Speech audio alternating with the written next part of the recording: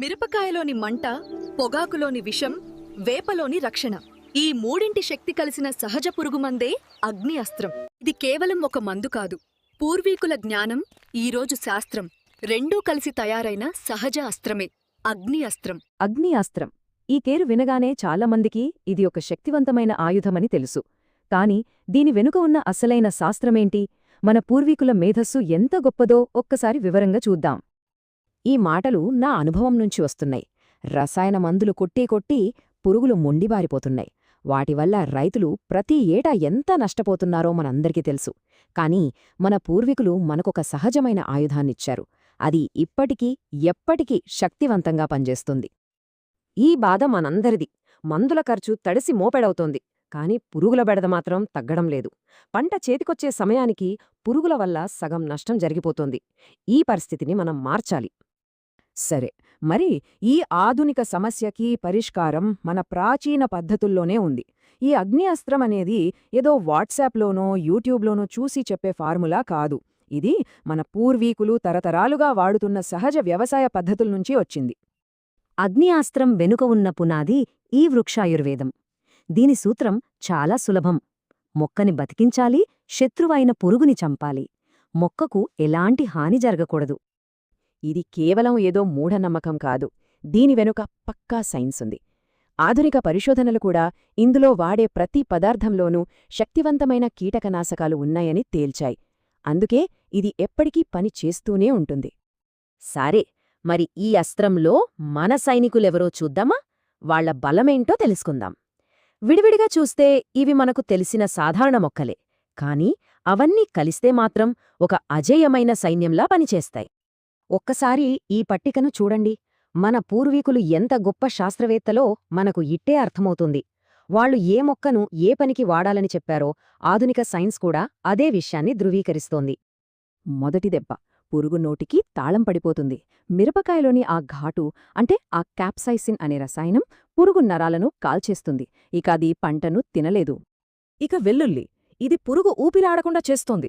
దానిలో ఆలిసిన్ అనే రసాయనం ఉంటుంది చూసారా, అది పురుగుల శ్వాస వ్యవస్థని పూర్తిగా ఆపేస్తోంది. అంతే, అక్కడికక్కడే ఊపిరాడక చనిపోతాయి. పొగాకు అంటే నేరుగా విషం. దానిలోని నికోటిన్ పురుగు నరాల మీద దాడి చేసి పక్షవాతం వచ్చేలా చేస్తుంది. ఇంకది కదలలేదు, బతకలేదు. వేప వెంటనే చంపదు, కాని వాటి వంశాన్ని నాశనం చేస్తుంది. ఇది పురుగుల జీవిత చక్రాన్నే దెబ్బతీస్తుంది. గుడ్లు పెట్టలేవు, పిల్లలు పెరగలేవు. అక్కడతో వాటి కథ ముగుస్తుంది. ఇప్పుడు అన్నింటికన్నా కీలకమైన పదార్థం గోమూత్రం. ఇది మిగతా అన్ని పదార్థాలలోని సారాన్ని బయటకు లాగుతుంది. అంతేకాదు, ఆ సారాన్ని ఆకు లోపలికి చొచ్చుకుపోయేలా చేస్తుంది. ఇది లేకపోతే మందు పూర్తి శక్తితో పనిచెయ్యదు. సరే, ఈ శక్తివంతమైన పదార్థాలన్నింటినీ కలిపి అసలైన అస్త్రాన్ని ఎలా తయారు చేయాలో ఇప్పుడు చూద్దాం. గుర్తుంచుకోండి, పద్ధతి చాలా ముఖ్యం. ఒక్క చిన్న పొరపాటు జరిగినా ఫలితం పూర్తిగా మారిపోతుంది. తయారీ విధానాన్ని చాలా శ్రద్ధగా గమనించండి. మొదటిగా పచ్చిమిర్చి, వెల్లుల్లి, పొగాకు, వేపాకులు వీటన్నింటినీ బాగా మెత్తగా దంచుకోవాలి. ఇప్పుడు ఈ ముద్దని ఒక మట్టికుండ లేదా ప్లాస్టిక్ డబ్బాలో వేయండి. తరువాత అందులో 10 లీటర్ల గోమూత్రం, 10 లీటర్ల నీళ్లు పోసి బాగా కలపాలి. దీన్ని పొయ్యిమీద పెట్టి చిన్న మంటమీద సరిగ్గా 1 గంటసేపు బాగా మరగనివ్వాలి. మరిగాక దించేసి పూర్తిగా చల్లారనివ్వండి. ఆఖరిగా ఒక మంచి బట్టతో వడగట్టి జాగ్రత్తగా డబ్బాలో నిల్వ చేసుకోవాలి. అంతే, మన అగ్నియస్త్రం సిద్ధం. ఇక్కడ ఒక చాలా ముఖ్యమైన విషయం. ఎట్టి పరిస్థితిలో పొరపాటున కూడా ఇనుప పాత్ర వాడొద్దో వాడకూడదో అంతే. ఇనుముతో చర్య జరిగి మందు శక్తిహీనమైపోతుంది. మీ కష్టం బూడిదలో పోసిన పన్నీరవుతుంది. కేవలం మట్టికుండ లేదా మంచి ప్లాస్టిక్ డ్రమ్ మాత్రమే వాడాలి. అస్త్రాన్ని తయారుచేశాం. ఇప్పుడు దాన్ని సరిగ్గా ప్రయోగించే సమయం వచ్చింది. దీన్ని ఎలా వాడాలి, ఎప్పుడు వాడాలి అనేది కూడా చాలా కీలకం. మోతాదు విషయంలో చాలా జాగ్రత్తగా ఉండాలి. ఎక్కువైతే ఆకులు మాడిపోయే ప్రమాదముంది. ఎకరానికి 2 నుంచి 2.5 లీటర్ల అగ్ని అస్త్రం సరిపోతుంది. అదే మనం వాడే స్ప్రే ట్యాంక్ లెక్కన చూస్తే 15 లీటర్ల ట్యాంకుకి 60 నుంచి 75 మిల్లీలీటర్లు. పెద్ద గ్రమ్ అంటే 200 లీటర్ల నీటికి 800 మిల్లీలీటర్ల నుంచి 1 లీటర్ వరకు కలపవచ్చు. ఈ లెక్క దాటకూడదు. ఇది ఎలాంటి పురుగుల మీద పనిచేస్తుందంటే రసం పీల్చే పురుగులైనా పేనుబంక, తెల్లదోమ, తామర పురుగులు, వీటితో పాటు ఆకులను కొరికి తినే గొంగడి పురుగులు, కాయ తొలిచే పురుగులు, కాండం తొలిచే పురుగులు, ఇలా దాదాపు అన్ని రకాల పురుగులపైన ఇది సమర్థవంతంగా పనిచేస్తుంది.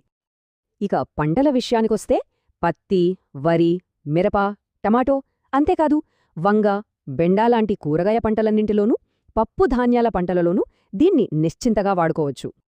స్ప్రే చేసే సమయం కూడా చాలా ముఖ్యం. మధ్యాహ్నం పూట బాగా ఎండగా ఉన్నప్పుడు స్ప్రే చేయకూడదు. అలా చేస్తే మందు ఆవిరైపోతుంది. ఉదయాన్నే చల్లగా ఉన్నప్పుడు లేదా సాయంత్రం 5 గంటల తర్వాత పిచికారీ చేస్తేనే పూర్తి ఫలితం ఉంటుంది.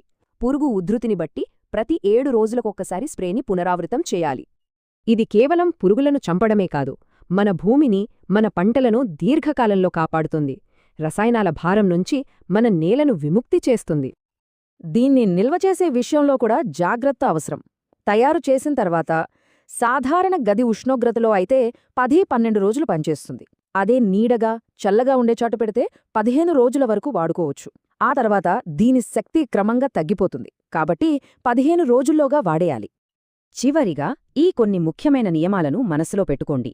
చేయాల్సినవి: వాడే ముందు డబ్బాని బాగా కదిలించాలి. నేరుగా మొత్తం పొలం మీద కొట్టకుండా ముందు ఓ 5 మొక్కల మీద పరీక్షించాలి. ఆకు కింద, పైన మొత్తం తడిసేలా స్ప్రే చెయ్యాలి. ఇక అస్సలు చెయ్యగూడనివి: మోతాదుకు మించి వాడద్దు, రసాయన మందులతో ఎప్పుడూ కలపద్దు, ఇనుప పాత్రలలో అస్సలు నిల్వ చెయ్యద్దు. చూశారు కదా, అగ్ని అస్త్రం అనేది ఏదో మంత్రం కాదు, మాయ కాదు. ఇది ప్రకృతి మనకిచ్చిన ఒక అద్భుతమైన జీవరసాయన ఆయుధం. మన పూర్వీకుల జ్ఞానం. మన పొలాన్ని, మన ఆరోగ్యాన్ని కాపాడుకోవాలంటే అగ్ని అస్త్రం లాంటివి మనకు ప్రత్యామ్నాయం కాదు, మనకు ఇదే ప్రధాన మార్గం. కమెంట్ చేసి మీ రిజల్ట్ షేర్ చేయండి, ఫార్మర్ ఫ్రెండ్స్తో షేర్ చేయండి, సబ్స్క్రైబ్ చేయండి.